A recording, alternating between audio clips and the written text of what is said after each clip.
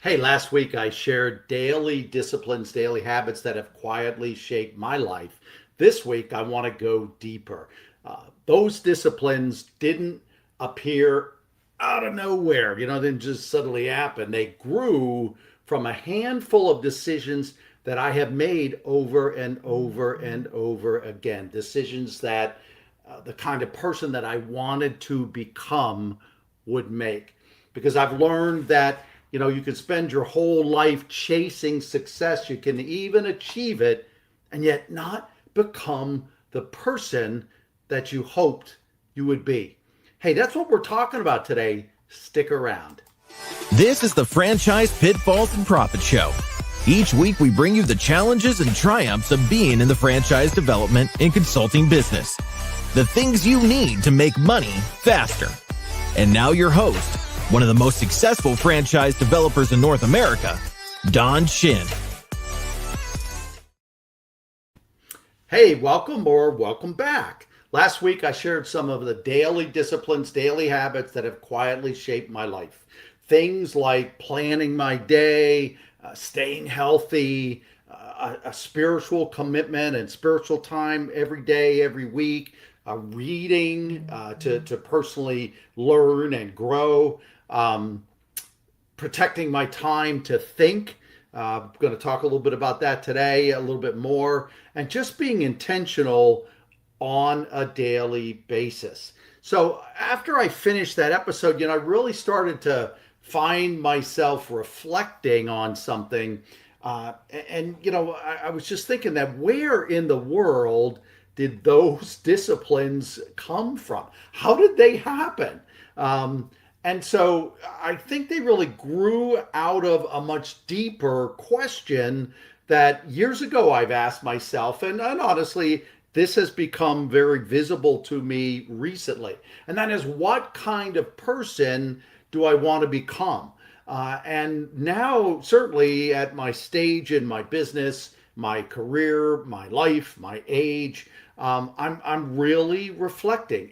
Have I become that man? And so it just got me thinking about, you can spend your whole life striving for success and you can achieve it. And there's not anything fundamentally wrong with that. But what happens if you do not become the person that you really want to be? And I think that's one of the greatest traps for those of you who are really achievers, for those of you who are risk takers, for those of you who are doers, for those entrepreneurs out there that are always looking for the next big thing and the next big opportunity. We are encouraged to go after those big things, and as you achieve the big things get bigger. And you start to have a lot more influence. And again, I don't think there is inherently anything really wrong with that. But I have spent a lot of my career helping entrepreneurs build successful franchise units, franchise systems, and organizations overall. And I enjoy that. I enjoy being part of other people's stories. But somewhere along the line, I really, again, started to realize that success and becoming who you want to be are not the same thing.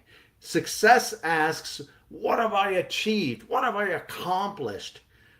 What have I done? Success and becoming who you want to be are not the same thing. Who you want to become should be the question. Who am I becoming should be the question. So, and they're very different questions. And again, that's really what I wanted to talk about today.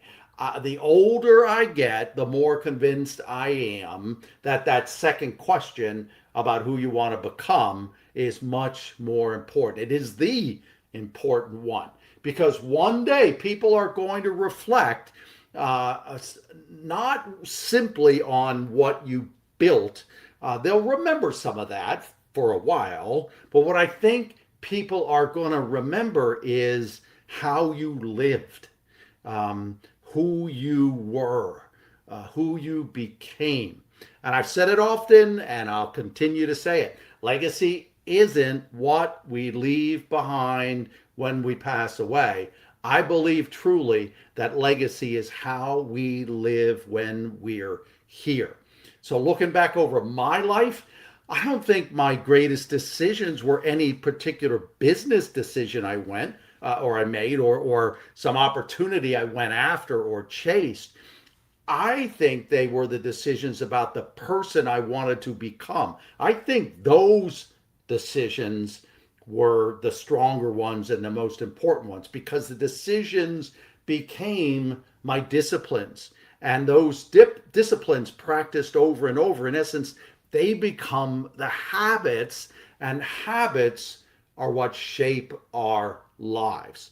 So we've all heard that quote. I've always accounted it to Aristotle. We are what we do repeatedly. I always loved that quote. I've loved that quote for decades. And I think it's a timeless principle, if you will. But the life you build is determined by the disciplines that you do repeatedly, the little choices that you make on a daily basis, sometimes on an hourly basis. Again, not a decision that you make once, but decisions that you make repeatedly. So today, I don't want to give you just a list of success habits. You can get that from other podcasts. What I want to share is a handful of decisions that compounded in my life over decades. And hopefully you have decades left in your life, but even if you just have years in your life, doing some of these repeatedly will shape your life. And again, help you finish well, help you finish strongly.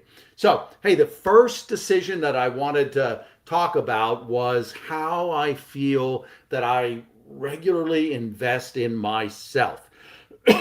Early in my career, I was responsible for my own growth, and I think overall I've always been responsible for my own personal growth.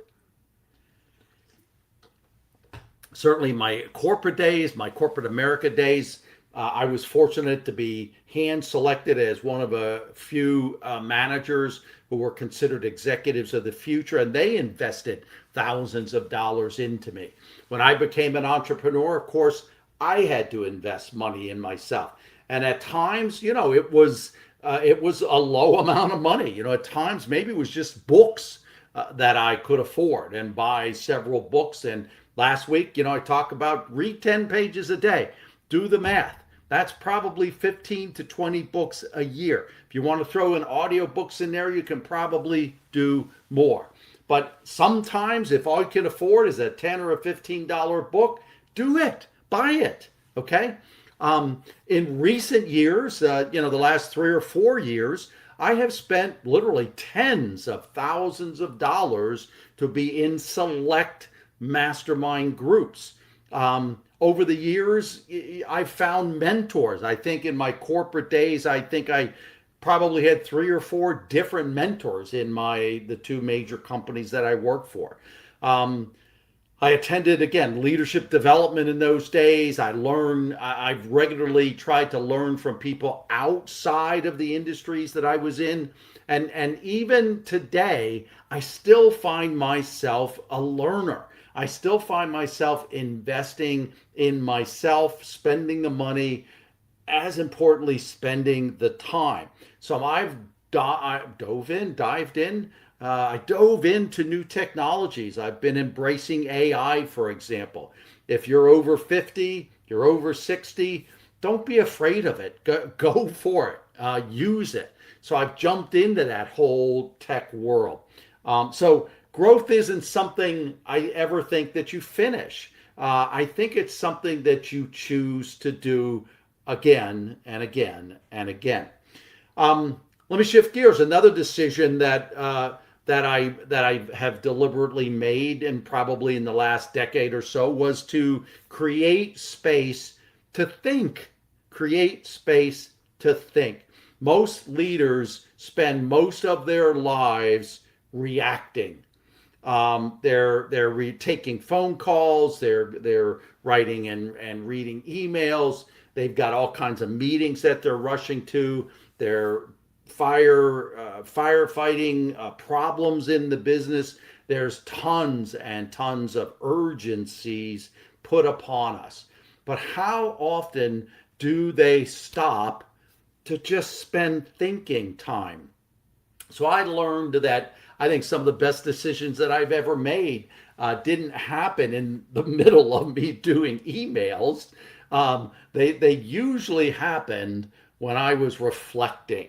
And so that's why planning to think, setting aside time to do this has become part of the rhythm of my life, of my months, of my years.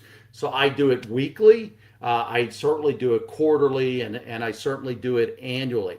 And it's not because I love scheduling and calendars and all of this kind of stuff. It's because I feel I really need perspective. I really need to step back, and because it helps me avoid simply repeating yesterday. If you've ever seen the Dunkin' Donuts commercial, go on YouTube and YouTube baking the donuts. There's one in particular that the guy's going in and out of his front door of his house.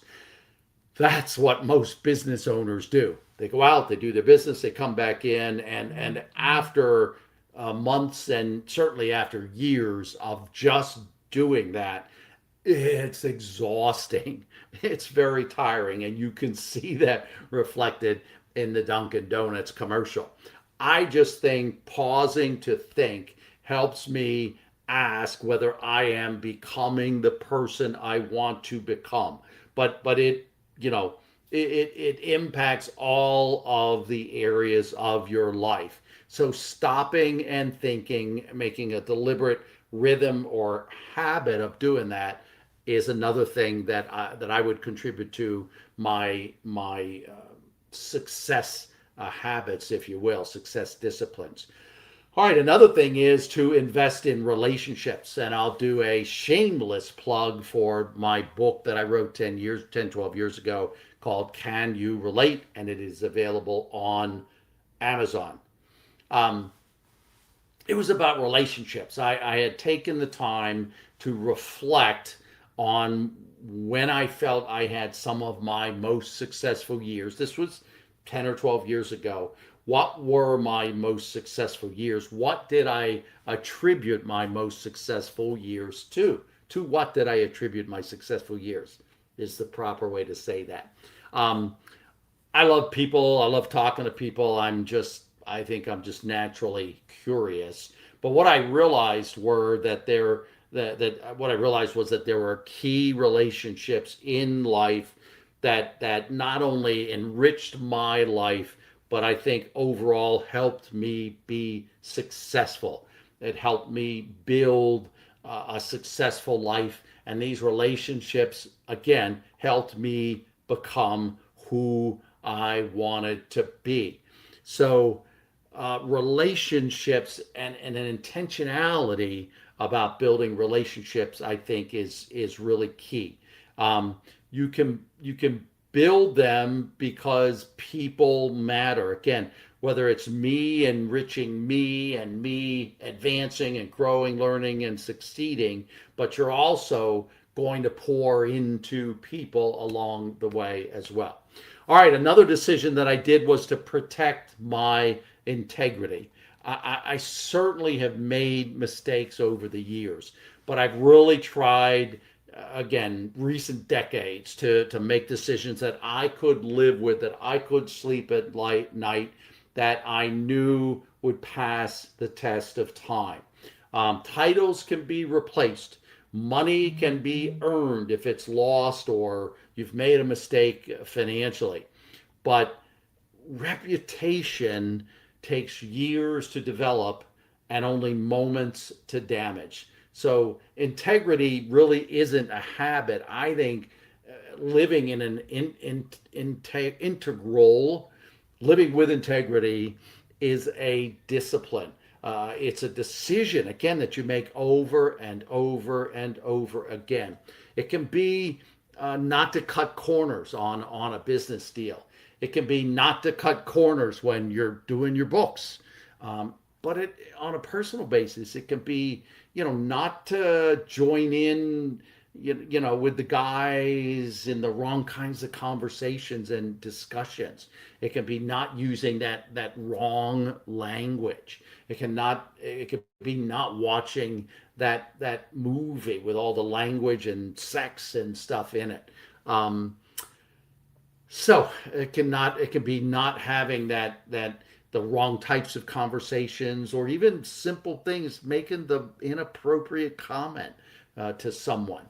Um, so again, your reputation and integrity is critical, and I've tried hard. Again, I am not perfect, but one of the clear decisions I think that has turned into a discipline is living as much as I can from the standpoint of high integrity.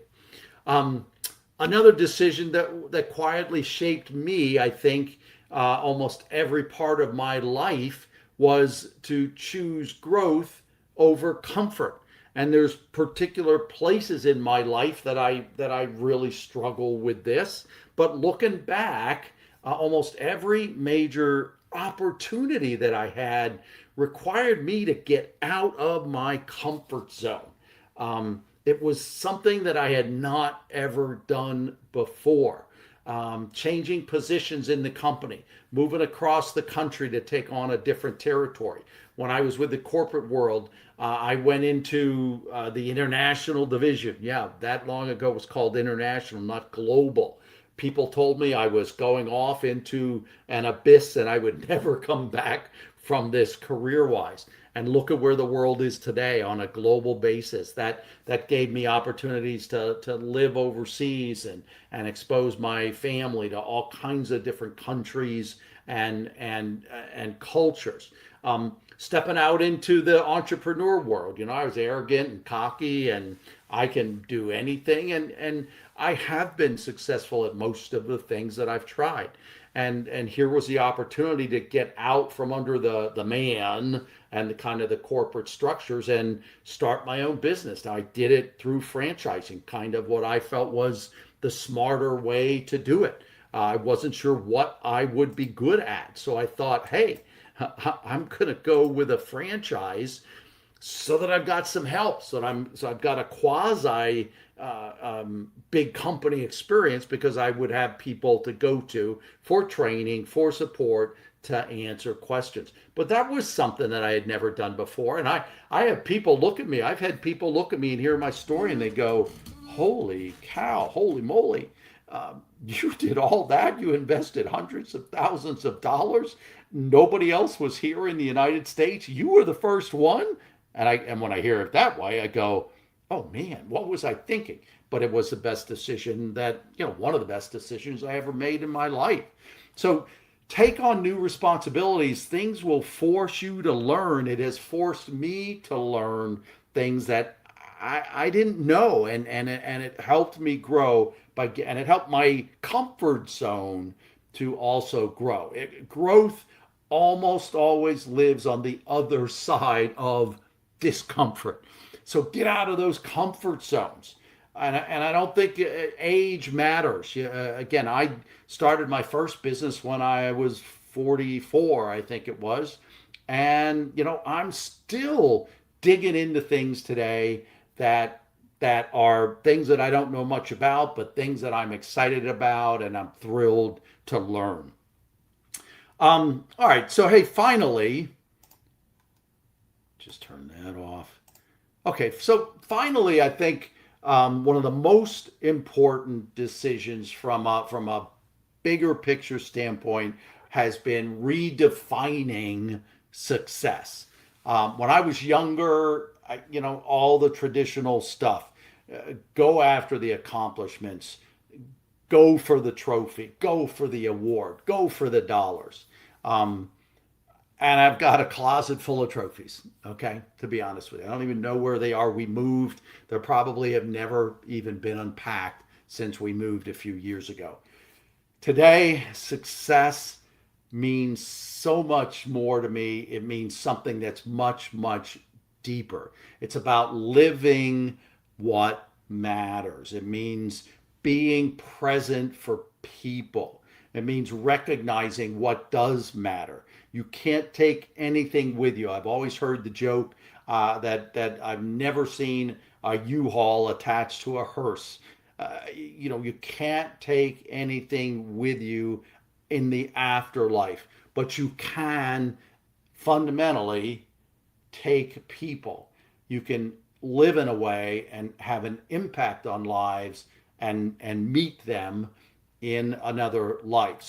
So how I live, how I've defined success means how I live, and it's about people, and it's about being present. It's about using whatever influence that I've been given by God to help other people become who God created them to be, to help people become who God intended them to be. Because in the end, people may remember your accomplishments, but that's going to fade pretty quickly. But they will never forget who you were. They will never forget the times that you were present with them. They will remember you and who you are, and they'll forget the trophies. They'll forget the trophies. So to me today, success is not something that you achieve. I think it becoming is someone you choose. I think it is who you choose to be. That is what is success. It's how I define success today. So here's what I've discovered as I kind of wrap up. Values lead to disciplines. Disciplines become your habits. Habits then shape who you become, and who you become shapes your life, the story that you tell, who you really are. So if someone asked me today what habits have contributed to most to my success, I'm just not going to answer that one straight up. I'm going to answer it differently. I'm simply going to say that I don't think the habits were really the beginning. I think the beginning was deciding what kind of a person I wanted to become. And those habits were disciplines that grew from making the right decisions to become who I wanted to become. So let me leave you again with just a question that I've been asking myself, and a question that I think would be healthy for you to ask yourself. Not what do I need to accomplish next, but who do I want to become next? Especially as we traverse through different stages or phases in life, that could be a really powerful question for you as you transition out of where you are to who you want, where you're going, and who you want to be in order to get there. Your accomplishments maybe open doors, and yes, they build businesses, and that's okay. They may create opportunities, and that's okay, but they will never define you. Who you want to become is what's going to define you. So, thanks for listening. I appreciate you being here. I will see you next time. Again, my name is Don Shin. My mission in life is to help people become who God created and intended them to become, to do it giving value radically and relentlessly, but always giving God the glory. Hey, see you next week.